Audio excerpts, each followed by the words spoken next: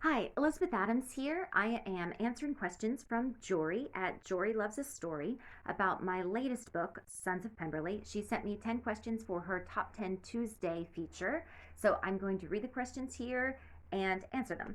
So here we go.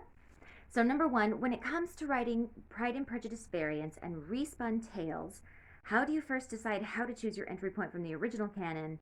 Is it a particular scene, character, or event which begins to encourage your creative response to re enter this beloved world? That is a good question. And I would say that's actually the easiest part for me is coming up with the idea. I have folders upon folders of ideas. So that's not the hard part. It usually starts with some sort of a spark, like I'll have an idea about a certain line will occur to me, like, oh, what if that line was taken more literally? Or what if this person followed through on this thing they say that they do? And it kind of goes from there. It's finishing it. That's the hard part. But kind of finding a jumping in point doesn't seem to be very hard for me. It's usually just something I hear that strikes my fancy, or it will be an idea that I have that it will just occur to me, like I wonder if this could happen. And then from there I try to connect the dots and find a way to weave the characters and their stories together, which is sometimes successful, and those turn into books, and other times not so much, and they languish on my hard drive. So yeah. Okay, question number two. What made Pride and Prejudice your favorite canonical story to re envision? Was it how the story is set around the Bennet girls, or the whole backdrop of the story about social engagements and the pressures of society on the lives of young men and women? Okay, Pride and Prejudice is my favorite story to rework. I have done a little bit of other stuff. I think I did an Emma short story years and years and years ago. I don't know whether or not I ever showed it to anybody. And I did something on Anne Elliot for the book Rational Creatures with the Quill Ink with Christina Boyd. But mostly I stick in the Pride and Prejudice universe. And I think it's because Pride and Prejudice is filled with coincidences, like one after the other, so many that obviously it was done on purpose. So I think that's part of why that book is the most fun to mess with, because the opportunities are just so there, like they're in your face. It's like low hanging fruit. Like you can't not do it. 5 minutes either way, and Darcy and Elizabeth don't meet at Pemberley. What are the chances that Wickham and Collins show up in the same inconsequential little market town at the same time while they're also visitors? Like, nobody's there for ages, then all of a sudden, someone's let Netherfield, and the militia is here. Oh, look, and this guy you haven't heard from in his entire life is suddenly here. It's a lot all happening at one time. It's very coincidental. So a timing shift on any of that can make a huge difference. And while there are clearly opportunities in other books to play around, I don't find the characters in other books as compelling, or I don't find the options as compelling. Persuasion is actually my favorite Austen novel, and that might be why I don't mess with it, because I find it perfect as it is. Not that P&P isn't perfect, I just see more opportunity for having fun there. Whereas I don't know, I feel intimidated by Persuasion. That's probably it, if I'm being completely honest. And a lot of people have been asking me to do it.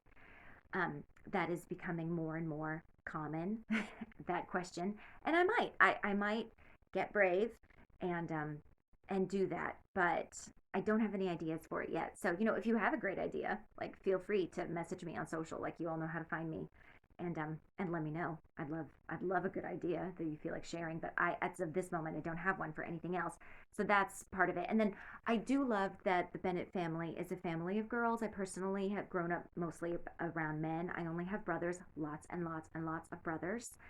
I have a dad and a stepdad. I had three grandfathers. So I've been around men the vast majority of my life, and was relatively close to my dad growing up. So the whole idea of a family of girls was interesting and appealing to me, and something I think would have probably been fun to be in as a girl. Having two daughters myself, it might not be so fun to be in as the parent, but being in as one of the kids, I think it sounded like fun. So, next question. How did you first come into appreciating Jane Austen and the aesthetic of place and character she was able to curate in her stories?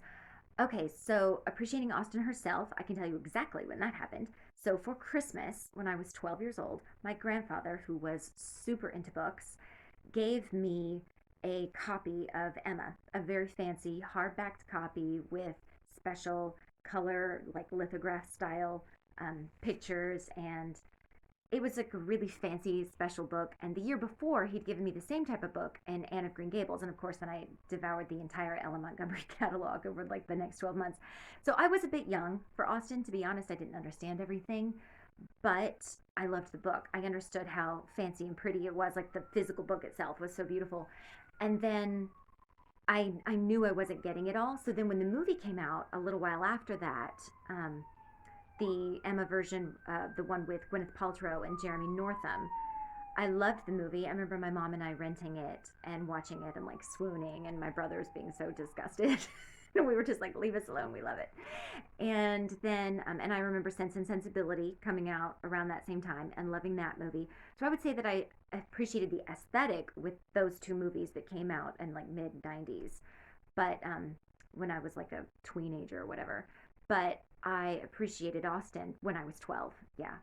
So, next question. Which of Austen's stories and characters have become a mainstay presence in your readerly life, even years after first reading them? Was it a particular line of their stories or a particular way in which she approached a story to be told which elevated it for you?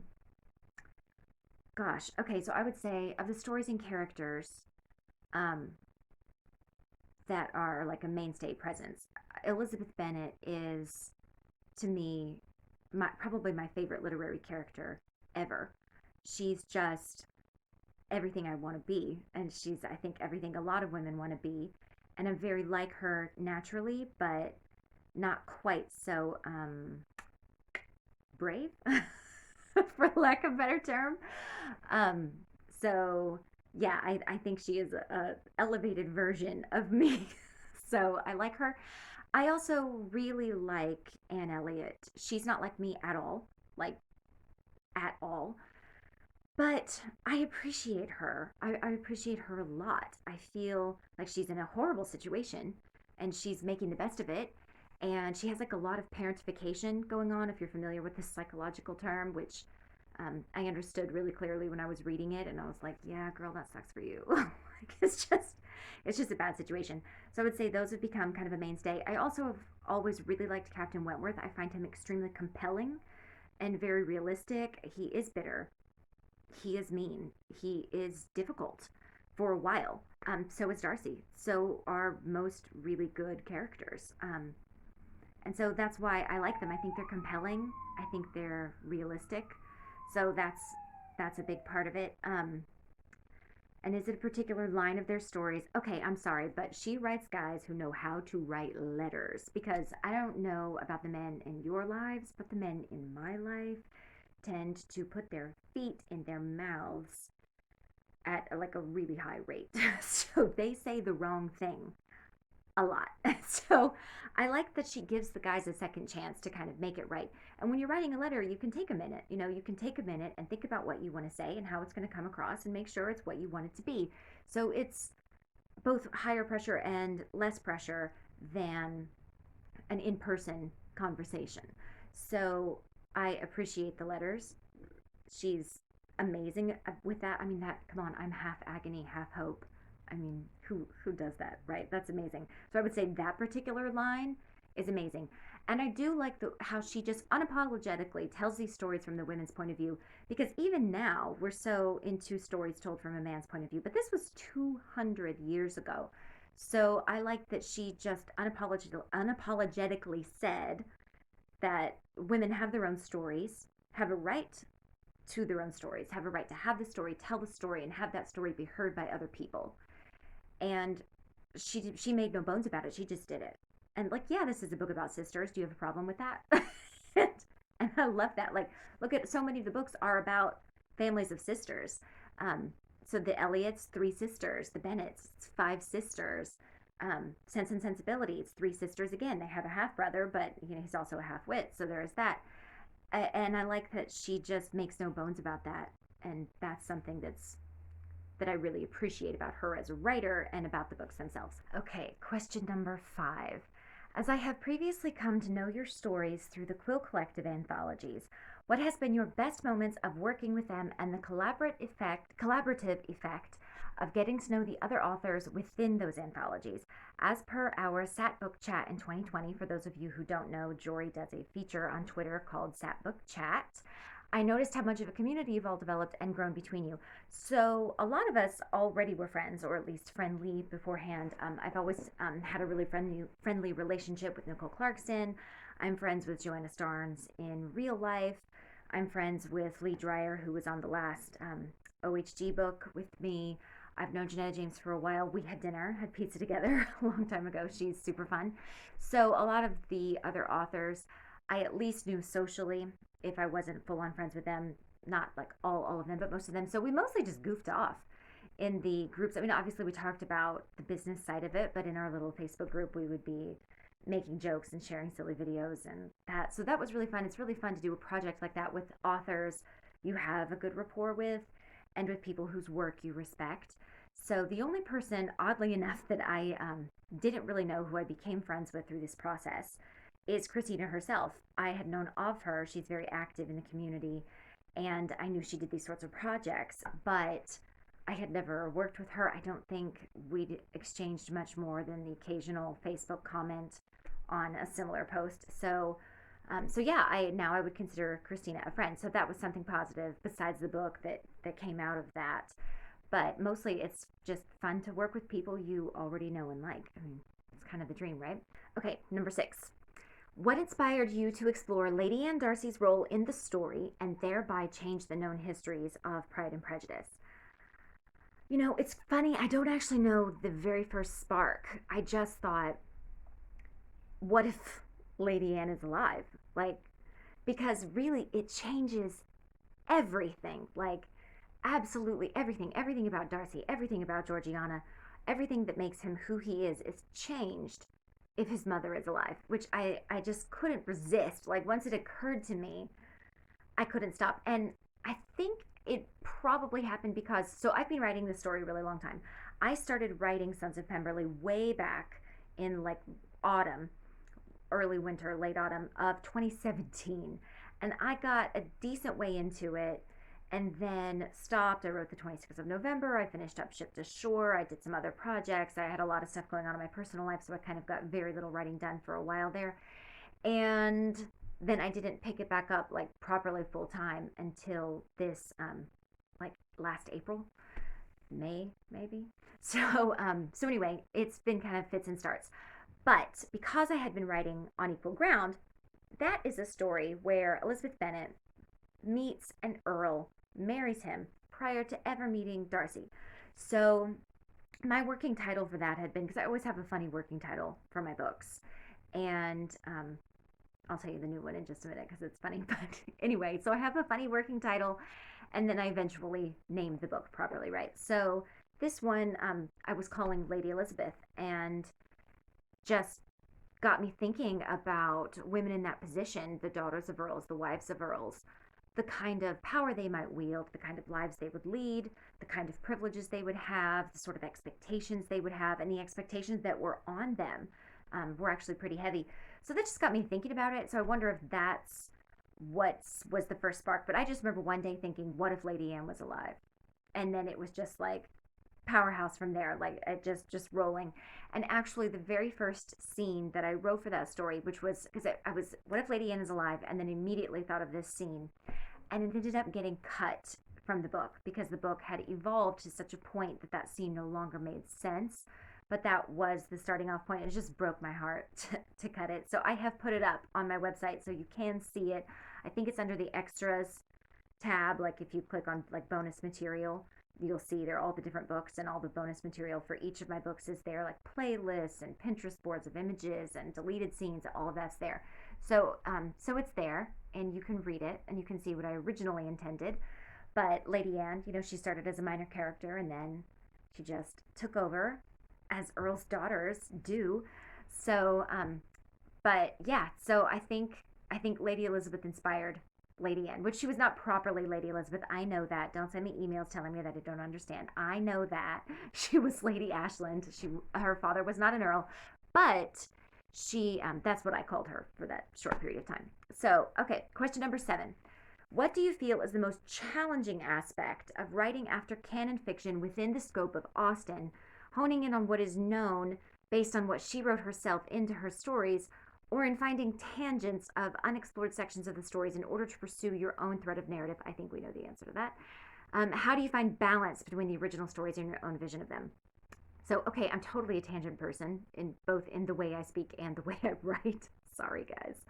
Um, so the most challenging aspect of writing after canon, well, because Austen's a freaking genius, so that's the challenging aspect.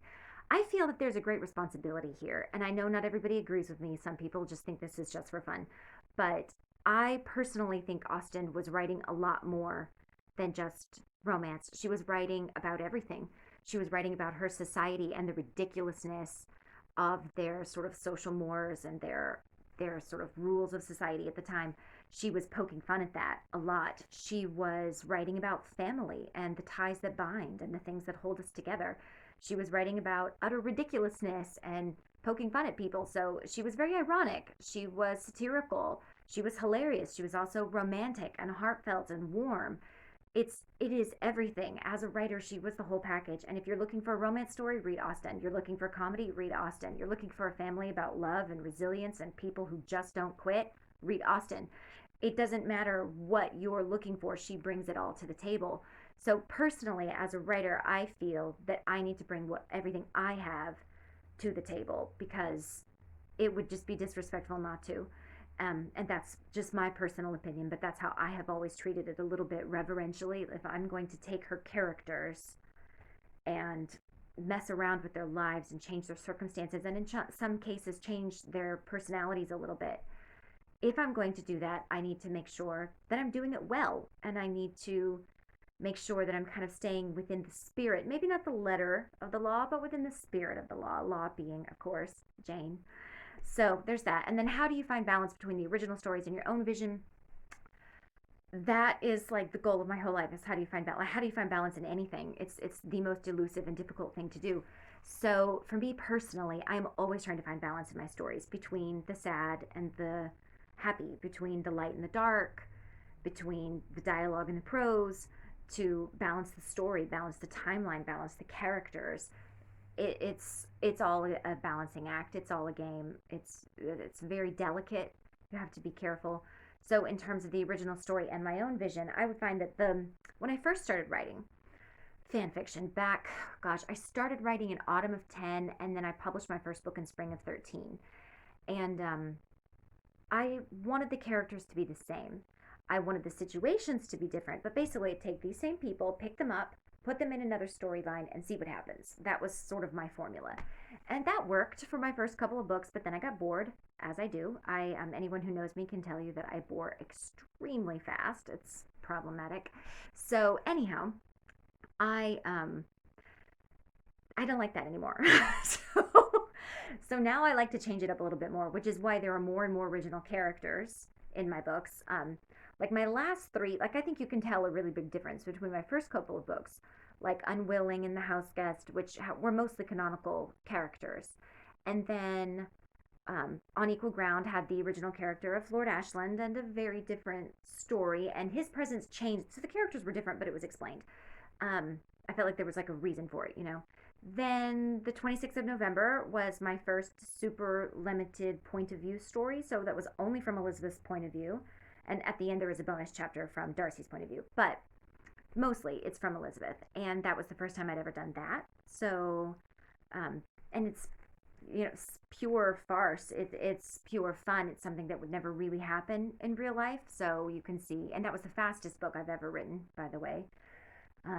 So yeah, there was that. And then with Sons of Pemberley, there's so many original characters. I think it's clear if you look at my writing, sort of the span of time in the books, that I've started wanting something a little bit different. So, and I always like a new challenge. With every book, I like a new challenge. So with 26th of November, it was, can I write a book that makes sense and is entertaining from no one's point of view but Elizabeth's, and not get in anybody else's head, and not know anyone else's thoughts, and not have a super omnipotent narrator? Can I do that? That was a challenge.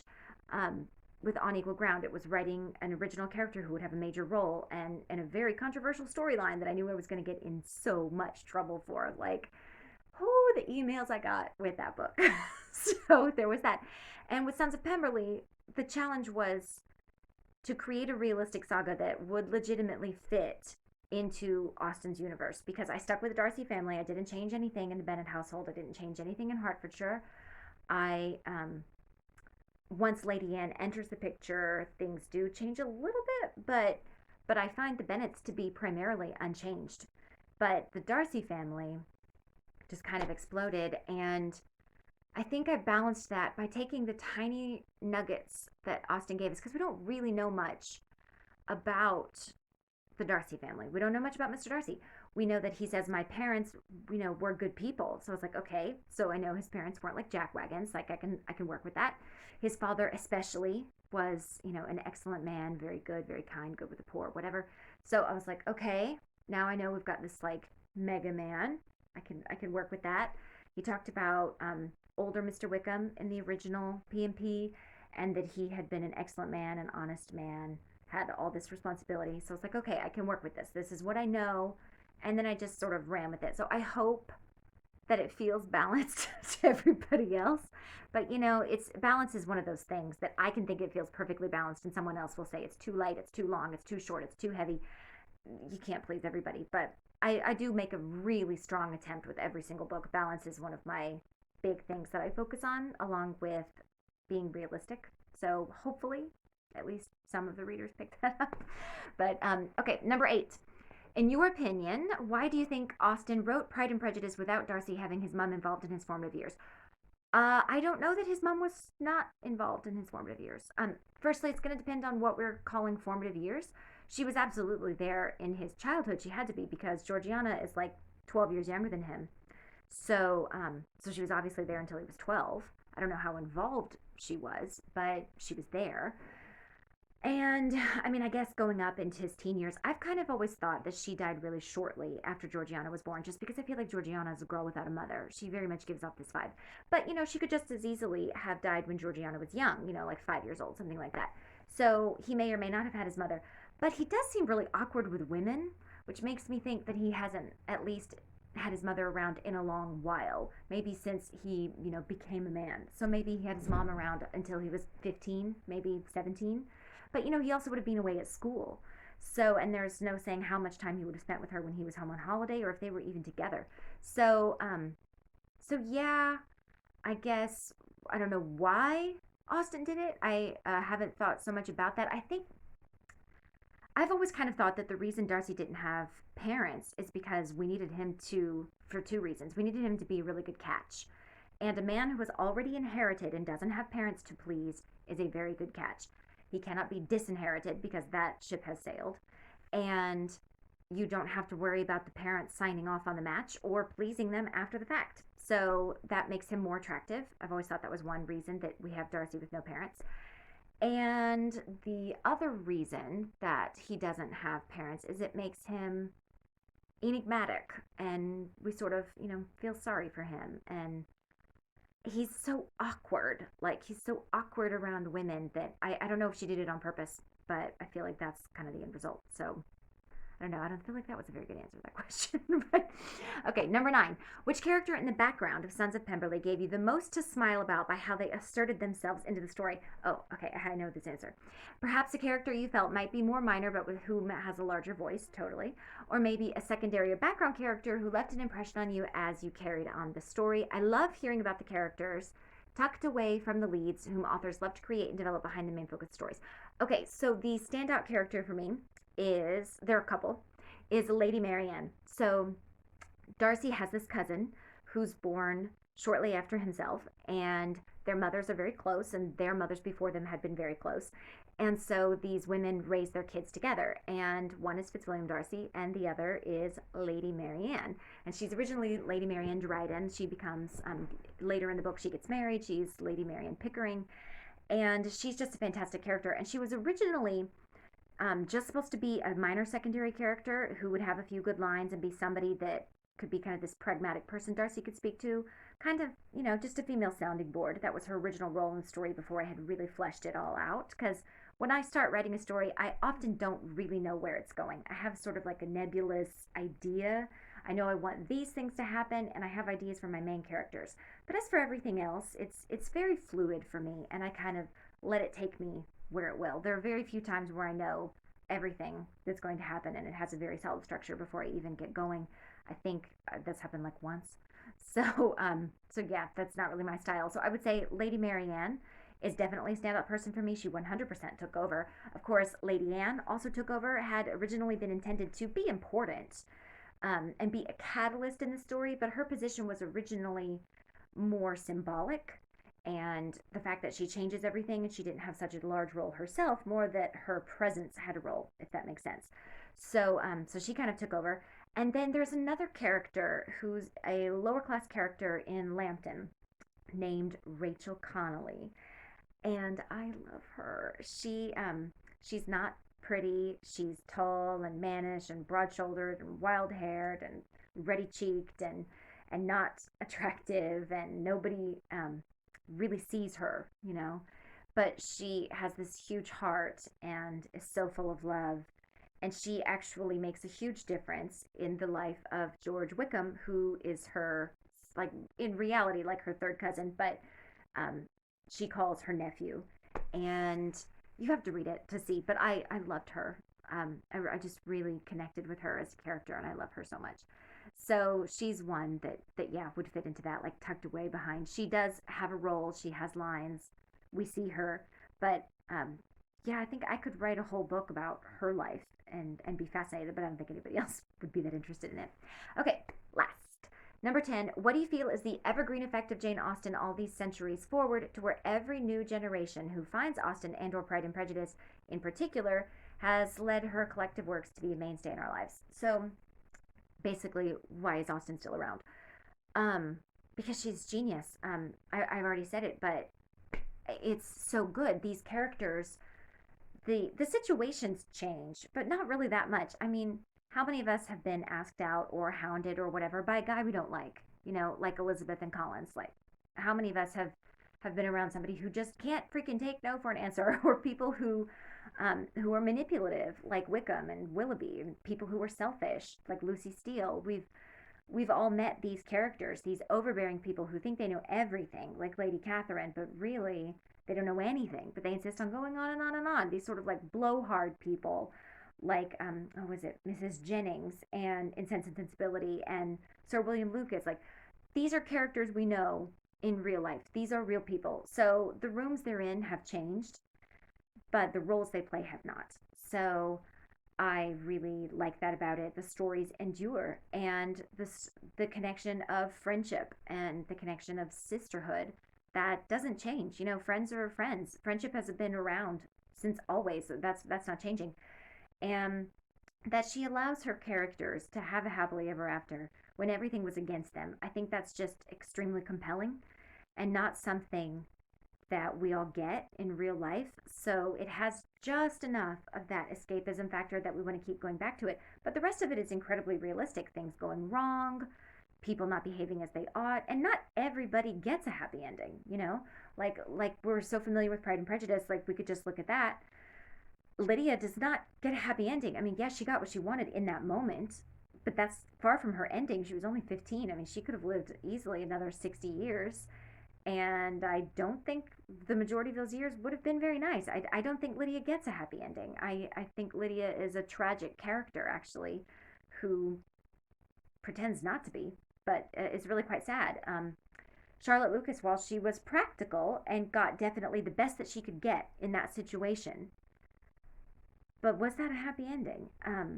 I think that's debatable. I think that's a fascinating topic to cover, actually. And I think she's a character who really shows us, I love Charlotte. I have so much respect for her.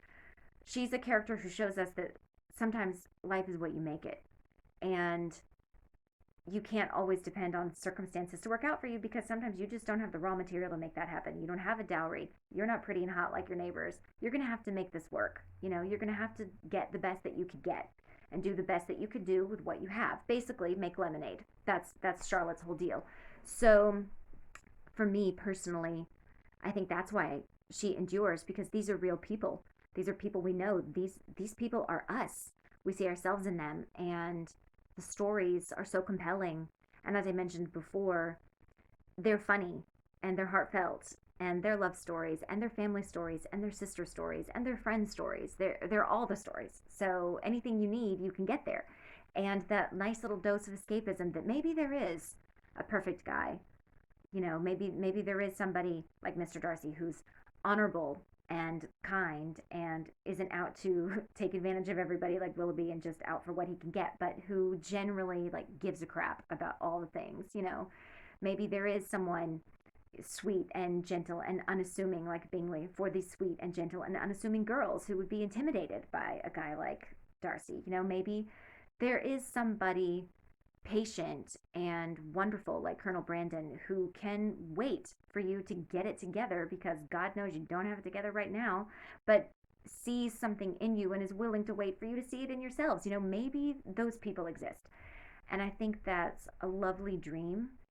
And whether or not it's true, whether or not any of us ever find those men, I think it's nice to think they exist. I think it's nice to think that they're out there. So I think that's one of the reasons that we keep coming back, that we can't stop, because these people are so compelling and you just can't let them go. I mean, obviously, look at the enormity of the Jaff genre and how many books are being written. Clearly, something's here. So anyhow, there is my very long-winded response to a relatively short question. I'm Elizabeth Adams. This has been Top 10 Tuesday with Jorie at Jorie Loves This Story. Thanks for watching, and I'll catch you next time.